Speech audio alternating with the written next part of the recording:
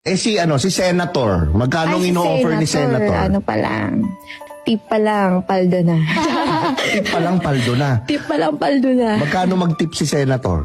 Abot ng 250 to 300. Bigyan mo ko initials lang. First letter. First name. R. R. Last letter ng last name. F na lang. Ha? F. Yun ang last letter? Yung elf? Hindi. Second, pangalang. Pangalawa. Pangalawang letter ng last name. Apa. Raffy Tulfo, nananatiling isa sa pinakamakapangyarihang personalidad sa media at politika. Isang magandang araw mga kaibigan! Narito na naman tayo para sa panibagong balita at usaping pinag-uusapan ng marami online. Ngayong araw, pag-uusapan natin ang isang personalidad na mula sa pagiging broadcaster ay naging isa sa mga pinakasikat at pinaka-impluensyal na senador sa bansa. Walang iba kundi si Senador Raffy Tulfo. Sa loob ng maraming taon, nakilala si Raffy Tulfo bilang tagapagtanggol ng mga ordinaryong mamamayan sa pamamagitan ng kanyang programang tumutulong sa mga lumalapit na may reklamo at hinaing. Dahil dito, milyon-milyong Pilipino ang nakasubaybay sa kanyang mga programa at social media platforms. Ngunit paano nga ba niya napanatili ang kanyang kasikatan? At bakit hanggang ngayon ay isa pa rin siya sa mga personalidad na laging laman ng balita at usapan online? Alamin natin. Bago pa man pumasok sa politika, matagal nang kilala si Raffy Tulfo sa larangan ng broadcast journalism. Sa kanyang mga programa, naging tampok ang mga kaso ng pang-aabuso, panloloko, alitan sa pamilya at iba pang problemang kinahaharap ng mga ordinaryong Pilipino. Dahil sa kanyang diretsahang estilo ng pagsasalita, marami ang humanga sa kanya. Para sa kanyang mga taga-suporta, siya ang boses ng mga taong walang kakayahan ipaglaban ang kanilang sarili. Sa paglipas ng panahon, lalo pang lumawak ang kanyang impluwensya sa social media. Ang kanyang mga video ay regular na umaabot ng milyon-milyong views at ang kanyang pangalan ay madalas na nagtitrending sa iba't ibang online platforms. Noong siya ay tumakbo sa Senado, marami ang nagtaka kung maililipat ba niya ang kanyang popularidad sa media patungo sa larangan ng politika. Ngunit, nang lumabas ang resulta ng halalan, malinaw na nakuha niya ang tiwala ng napakaraming Pilipino. Mula noon, naging isa siya sa mga pinakaaktibong senador pagdating sa mga usaping may kaugnayan sa serbisyo publiko, consumer protection, labor concerns, at iba pang mga isyong direktang nakaaapekto sa pang-araw-araw na buhay ng mamamayan. Gayunpaman, tulad ng ibang kilalang personalidad, hindi rin nakaligtas si Raffy Tulfo sa mga kontrobersya at kritisismo.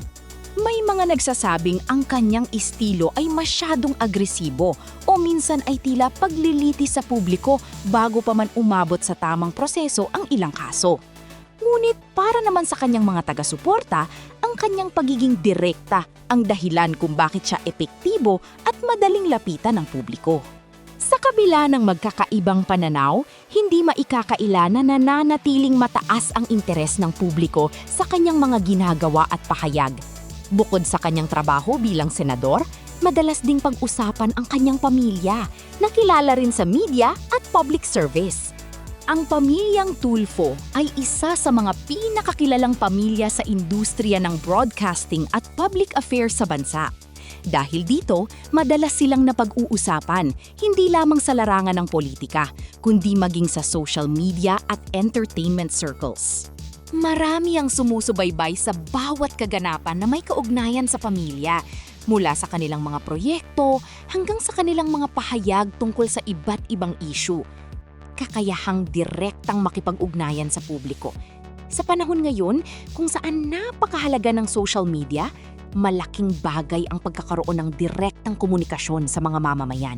Sa pamamagitan ng kanyang mga online platform, mabilis niyang naipaparating ang kanyang mga mensahe at posisyon sa iba't ibang usapin.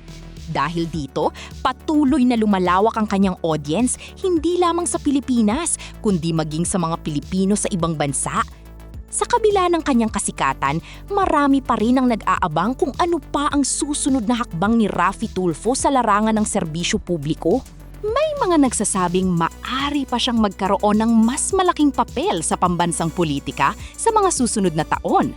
Bagamat wala pang malinaw na pahayag tungkol sa mga susunod niyang plano, hindi maikakaila na isa siya sa mga personalidad na may malaking impluwensya sa kasalukuyang panahon. At dahil dito, anumang kanyang sabihin o gawin ay agad na napapansin at pinag-uusapan ng publiko. Sa huli, si Raffy Tulfo ay nananatiling isang natatanging personalidad sa Pilipinas. Isang broadcaster na naging senador at isang public figure na patuloy na sinusubaybayan ng milyon-milyong Pilipino. Maging ikaw man ay tagahanga o kritiko, mahirap tanggihan ang malaking epekto na kanyang nagawa sa media, social media at politika. At habang patuloy ang kanyang pagganap sa tungkulin bilang senador, siguradong marami pa tayong maririnig at masasaksihang mga balita tungkol sa kanya sa mga darating na panahon. Raffy Tulfo at ang Viva Max Babes, ano nga ba ang kanilang koneksyon? Bukod sa kanyang mga tungkulin bilang senador, hindi rin nakakaligtas si Raffy Tulfo sa iba't ibang usaping pinag-uusapan online. Isa sa mga naging paksa ng diskusyon sa social media ay ang madalas na pag-uugnay ng kanyang pangalan sa ilang personalidad mula sa mundo ng Viva Max. Dahil sa lawak ng kanyang impluwensya at kasikatan, anumang balita o isyung may kaugnayan sa mga sikat na artista at content creators ay mabilis na naiuugnay sa kanya ng ilang netizens. Gayunpaman, mahalagang tandaan na hindi lahat ng kumakalat na usap-usapan sa social media ay may sapat na ebidensya o opisyal na kumpirmasyon. Sa kabila nito, patuloy na sinusubaybayan ng publiko ang bawat kaganapan na may kaugnayan kay Raffy Tulfo, dahilan upang madalas siyang maging sentro ng mga online discussion at viral na usapin. Ano ang inyong masasabi tungkol kay Senador Raffy Tulfo? Sa tingin ninyo ba ay epektibo ang kanyang estilo ng paglilingkod sa publiko? Ibahagi ang inyong opinyon sa comment section. Kung nagustuhan ninyo ang balitang ito, huwag kalimutang mag-like, mag-share, at mag-subscribe para sa mas marami pang may init na balita at trending na usapan. Maraming salamat sa panonood at magkita-kita tayong muli sa susunod Istoryang Philippine Showbiz. Hanggang sa muli, at kung nasiyahan ka sa video at umabot sa dulong parte ng videong ito, pakiclick naman sa subscribe at like para sa susunod na video.